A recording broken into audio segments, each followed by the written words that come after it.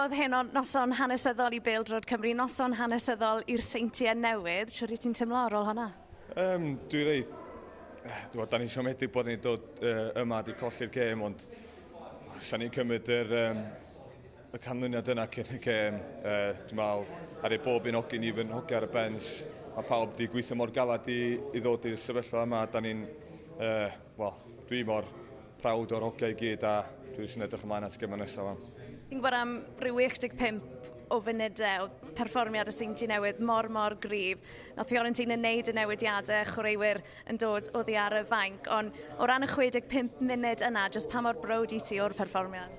Swn i'n dweud, 90 plus, dwi'n mor prawd o'r hogia i gyd, ond na, oedden nhw y goliau yn clir chances o ricochets, ond na, mae pethau hwnna da ni'n blino tuag at diwedd y gêm a efo'r quality sgen nhw, allan nhw newid gêm yna, so, dyna nath nhw'n amlwg. Yn gyffredinol o'r crwt o Borthmadog yn dechrau yn erbyn Fiorentina yn Serie A. Siwr i ti di mwynhau'r profiad o fod mas yma? Oedd o'n wych, ac i cael y teulu yma hefyd, oedd o'n briliant, a na i byth angofio hyn. A Llansawel, ti syl? Ia, rhaid ni sefyll yn ôl a cymryd rest bach a'n barod at gêm, di syl.